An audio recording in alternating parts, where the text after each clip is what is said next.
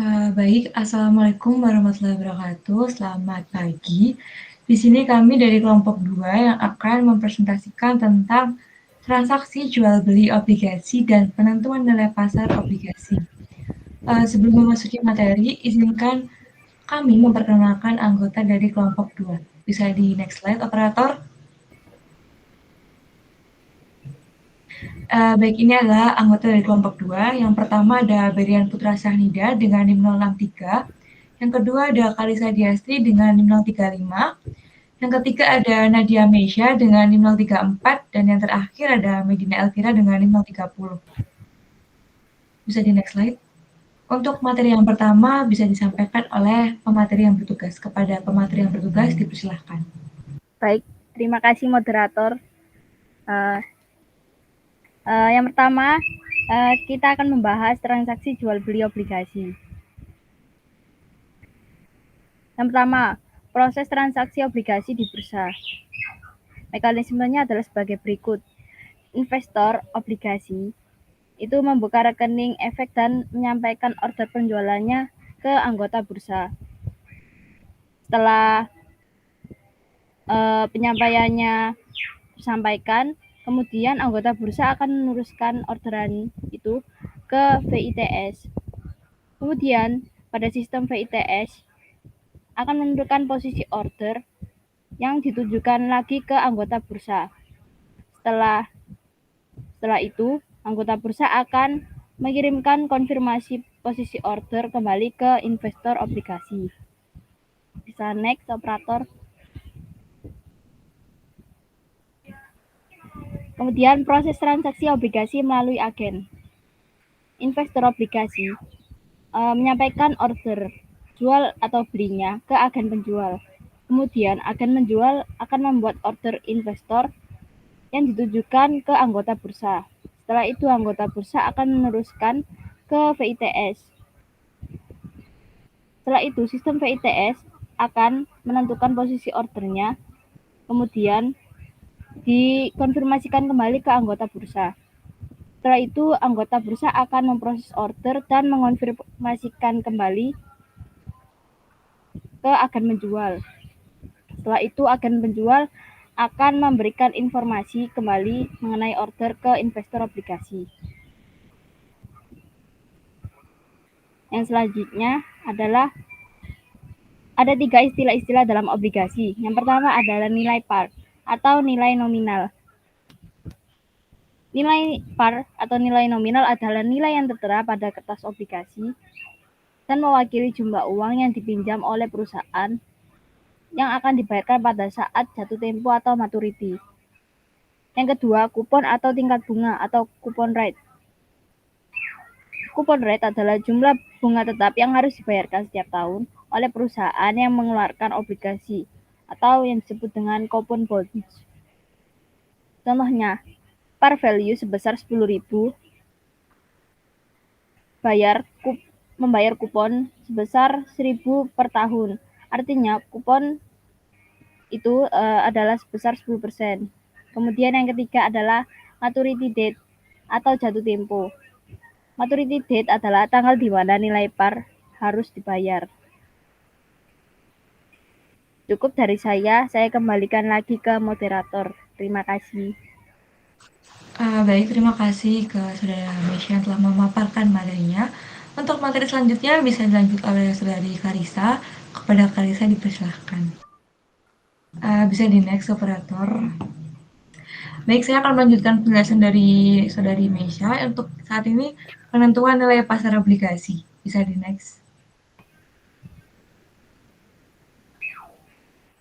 Obligasi atau bonds merupakan surat utang jangka panjang 5 tahun ke atas dengan kurun waktu yang telah ditentukan untuk pengembalian dana dengan pembayaran bunga secara berkala. Penilaian obligasi berarti penentuan harga obligasi. Pada umumnya, penilaian sekuritas menggunakan konsep nilai sekarang atau present value. Dengan adanya prinsip ini, nilai obligasi dapat ditentukan oleh nilai intrinsiknya. Nilai intrinsik obligasi bisa diestimasikan dengan cara mendiskonto semua aliran kas yang berasal dari pembayaran kupon, ditambah pelunasan obligasi sebesar nilai par pada saat jatuh tempo. Bisa di next, operator. Adapun hal-hal yang perlu diperhatikan, yang pertama, bunganya ada yang tetap, mengambang, dan mix. Yang kedua, harus di-rating atau mengetahui peringkat dari kondisi perusahaan yang menggunakan obligasi. Yang ketiga, jaminan saat perjanjian awal pembelian obligasi. Dan yang terakhir, denominasi 50 juta, umumnya minimal pembelian 500 juta. Selanjutnya ada rating obligasi sebagai alat untuk mengukur kemampuan dan keinginan emiten untuk membayar bunga atau kupon dan pokok pinjaman secara tepat waktu sesuai dengan kondisi perusahaan.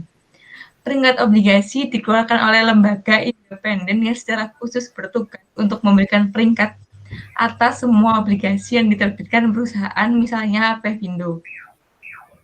Di sini ada contoh rating dengan status kreditnya. Yang pertama adalah triple A, yang artinya excellent. Yang kedua ada double A, yang artinya very good. Dan yang terakhir A, artinya good. Untuk selanjutnya ada triple B, yang artinya adequate. Dan ada juga double B dan double C, yang artinya junk atau spekulatif. Dan yang terakhir D, yang artinya default. Bisa di next, operator. Selanjutnya ada harga obligasi yang diperdagangkan biasanya dinyatakan dengan angka persentase atau tanpa persen.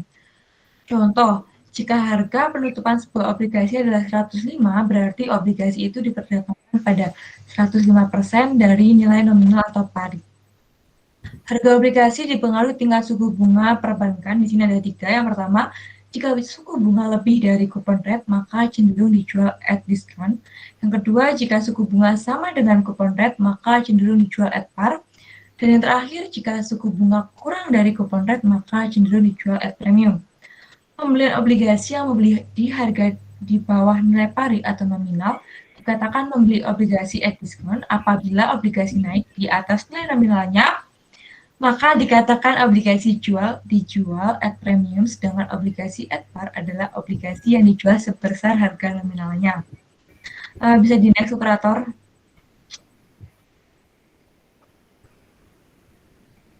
Selanjutnya ada proses untuk menilai obligasi membutuhkan pengetahuan 3 elemen penting. Yang pertama ada jumlah dan pemilihan waktu dari arus kas yang diterima oleh investor. Yang kedua ada tanggal jatuh tempo obligasi. Dan yang terakhir, tingkat pengembalian yang diinginkan investor. Jumlah dari arus kas ditentukan oleh bunga periodik yang diterima dan oleh nilai nominal yang dibayar pada waktu jatuh tempo. Di sini ada harga obligasi dipengaruhi oleh beberapa faktor, diantaranya adalah yang pertama adalah suku bunga SPI, yang kedua ada likuiditas, yang ketiga ada rating, ada kupon, dan yang terakhir ada waktu jatuh tempo atau maturity. Jadi next, operator. Di sini ada persamaan matematika untuk menentukan nilai intrinsik dari obligasi. Ada rumusnya yakni P sama dengan sigma 2N sama dengan 1, CI per 2 dibagi 1 plus R per 2 pangkat T, ditambah PP per 1 plus R per 2 pangkat 2N.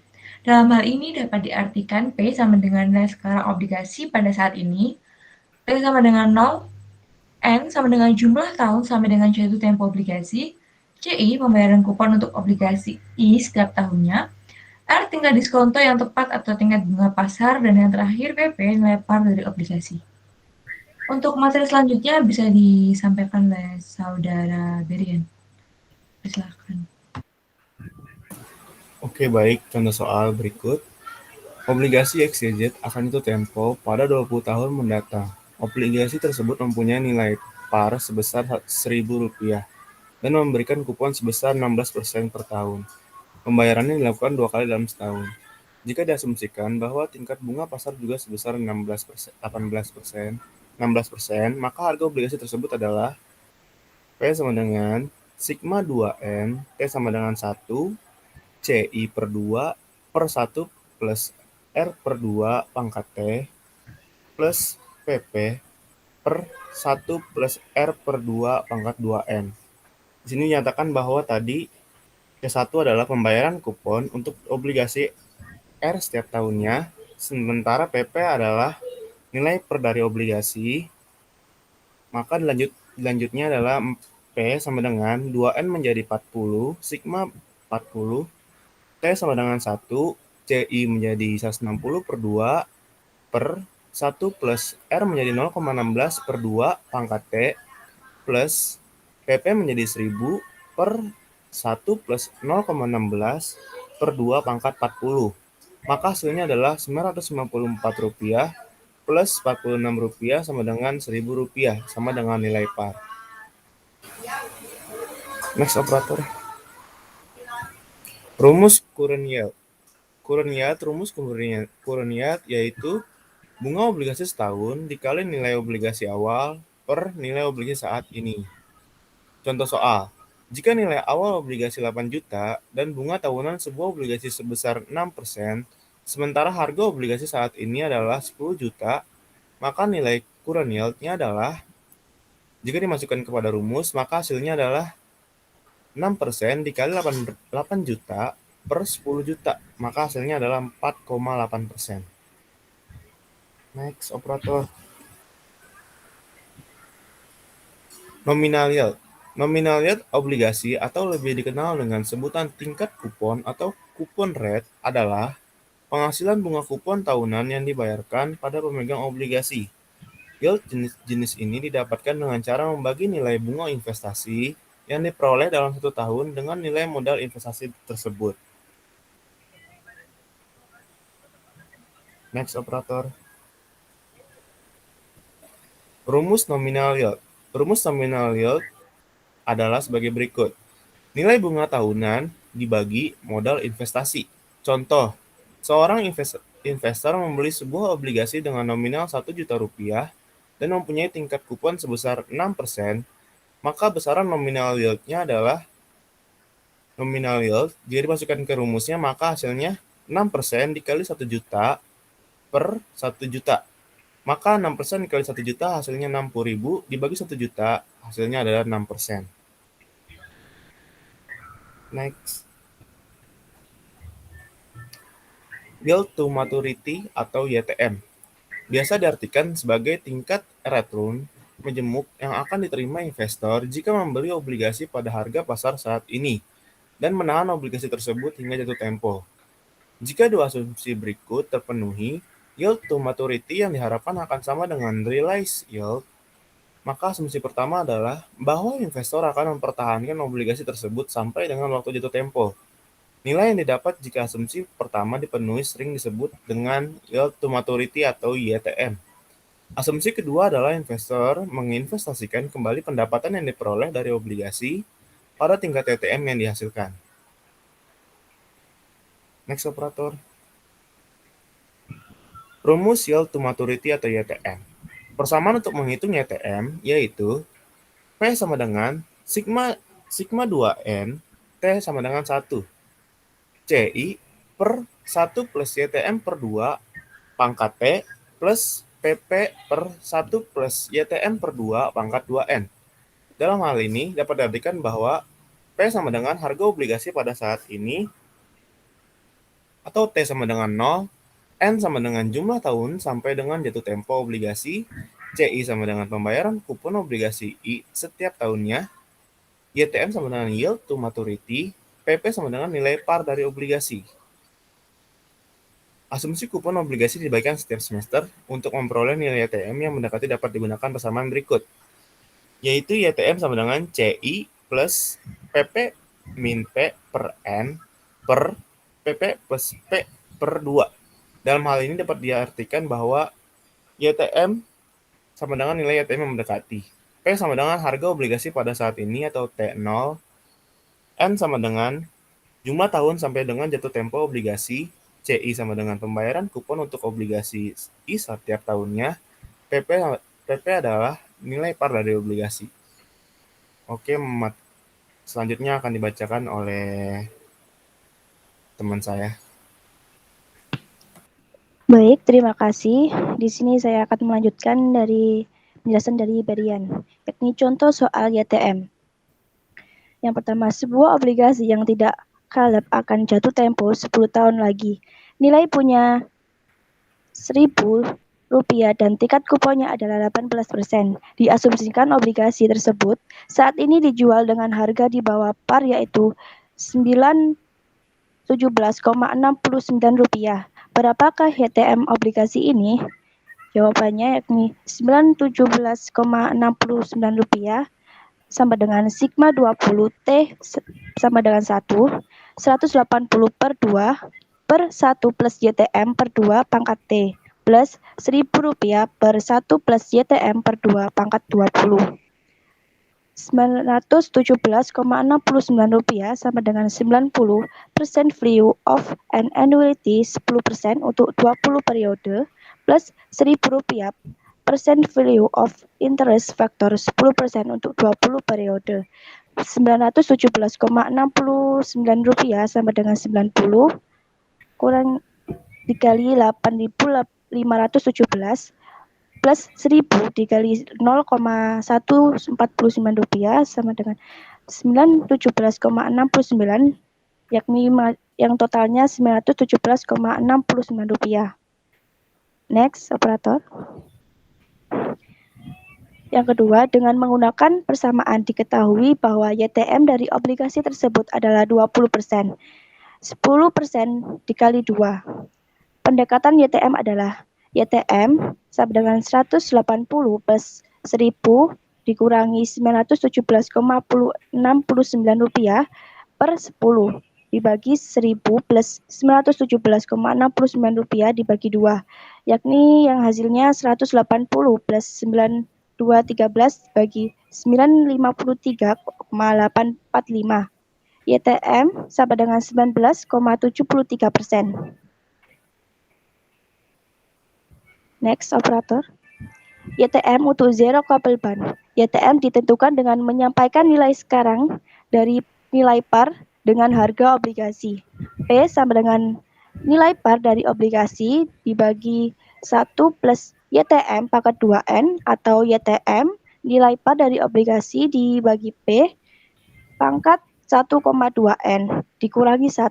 Tidak ada pembayaran kupon penyebab satu-satunya aliran kas yang bisa diperoleh investor dari obligasi adalah pelunasan obligasi pada saat jatuh tempo. Next.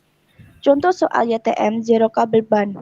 Sebuah Zero Couple Bond yang akan jatuh tempo dalam 10 tahun dengan nilai par 1000 pada saat ini obligasi tersebut dijual pada harga Rp300.